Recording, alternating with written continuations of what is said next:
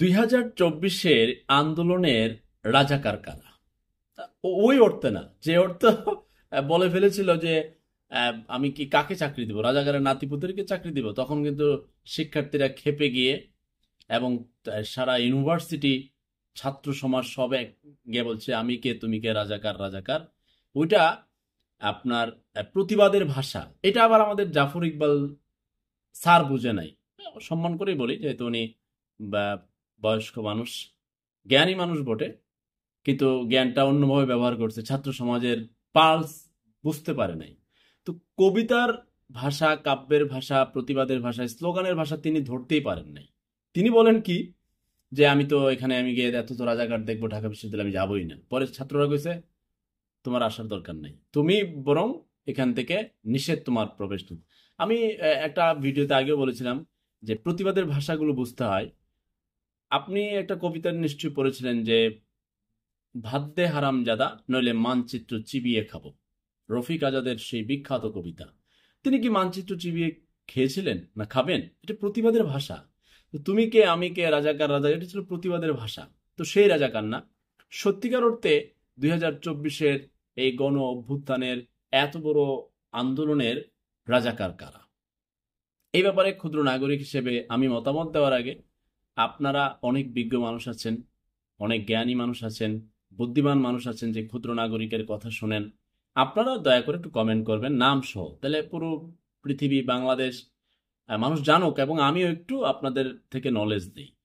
তবে এখানে একটু বলে রাখি, এই যে 24-এর আন্দোলনে অনেক মানুষ অনেকভাবে এই আন্দোলনে জড়িত ছিল। আমি যদি আমাদের প্রিয় প্রবাসী ভাইদের কথা বলি, যাদের রেমিটেন্সে বাংলাদেশ চলে, বাংলাদেশ হাস্যোজ্জ্বল থাকে, অর্থনীতির চাকা সচল থাকে, যদিও তাদেরকে খুব একটা বেশি সুযোগ সুবিধা দেওয়া হয় না, তাদের লাশই আসে আপনার এখনো টাকা লাগে। হ্যাঁ, লাশ মারা গেলে লাশ আনতে তাদের টাকা লাগে, এটা তো ফ্রি থাকার কথা। মালয়েশিয়া গেলে 80,000 জায়গা 5 লাখ লাগে। তাদের অনেক ব্যাপার আছে। তারা কিন্তু আবার আরব আমিরাতে 57 জন কিন্তু বন্দী আছে। তাদের ব্যাপারে অন্তর্বর্তীকালীন সরকার খুব দ্রুততম সময়ে কাজ করে তাদেরকে মুক্তি দেওয়ার ব্যবস্থার আয়োজন করতে হবে। সেই প্রবাসীরা বিশাল অবদান রেখেছে। তারপরে আপনি ধরেন একজনের হয়তো 3 মাসের বাবু তার আছে, কোলে আছে। এখন সেই বাচ্চার মা কোনোভাবেই আন্দোলনে যেতে পারছে না, কারণ তার এই বাবুকে নিয়ে তো সে যেতে পারবে না।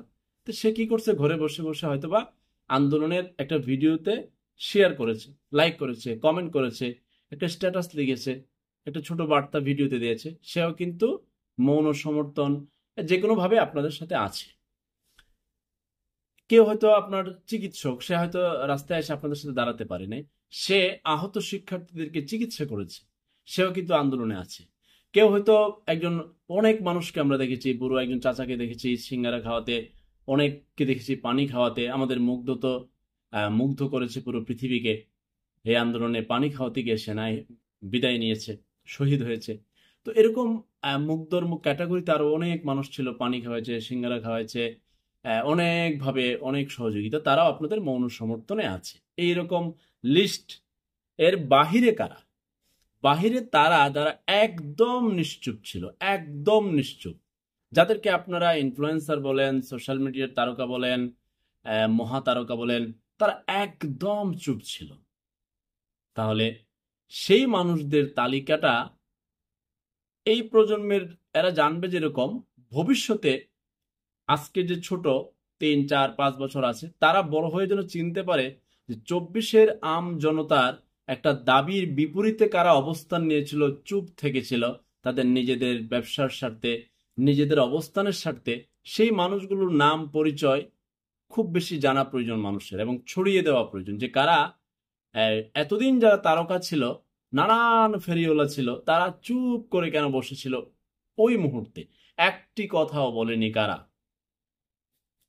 মানে কোনো স্ট্যাটাস দেয় নাই, কোনো ভিডিও করে নাই, শিক্ষার্থীদের পাশে থাকে নাই, কোনো কথাই বলে নাই, তারা ব্যাখ্যা দিচ্ছে ঝুঁকি ছিল। কিরে ভাই, আমাদের কি ঝুঁকি ছিল না? আমরাও তো ঘরের বাহিরে থাকতে হয়েছে।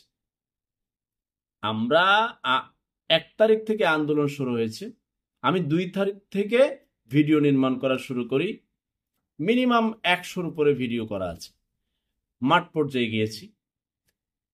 হয়তোবা আপনাদের মতো যারা তরুণ প্রজন্মের একেবারে রানিং স্টুডেন্ট, আমরা তো এখন রানিং স্টুডেন্ট না, আপনাদের রানিং স্টুডেন্টের মতো ব্যক্তিগতভাবে আমার অবস্থানটা আপনাদের মতো প্রতিদিন ছিল না।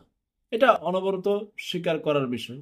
কিন্তু প্রতিদিন ভিডিও আপডেট, ঝুঁকি নিয়ে কাজ করা, আপনাদের দাবির সাথে একাত্ম পোষণ করা, মানুষকে বোঝানো, ছাত্রদেরকে বোঝানো, যুক্তি দিয়ে দেখানো, তার পরবর্তীতে যখন আপনারা টোটাল শিক্ষার্থীর বাহিরে অভিভাবকদেরকে ডাকলেন, সবাইকে ডাকলেন, তখন তো আর আমাদের ঘরে বসে থাকার সময় ছিল না, তখন আমরাও বেরিয়ে পড়েছি।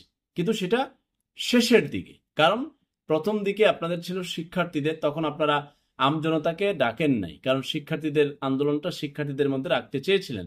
পরবর্তীতে অভিভাবকদেরকে, সমাজের সব স্তরের মানুষদেরকে ডেকেছিলেন, তখন আমরা বেরিয়ে পড়েছিলাম। ওই মুহূর্তগুলোতেও চুপ মেরে বসে আছে বহু তারকা, বহু ইনফ্লুয়েন্সার। ঠিক তাদের ব্যাপারে লিস্ট এবং প্রচার প্রচারণা থাকা দরকার, পরিচয় করিয়ে দেওয়া দরকার পরবর্তী প্রজন্মের কাছে, যে পুরো বাংলাদেশ যেখানে এক ছিল, তারা নিজেদের স্বার্থের কারণে চুপ ছিল। আশা করি সে কমেন্ট করে ছবি, ভিডিও এবং নামগুলো দিবেন। আল্লাহ হাফেজ।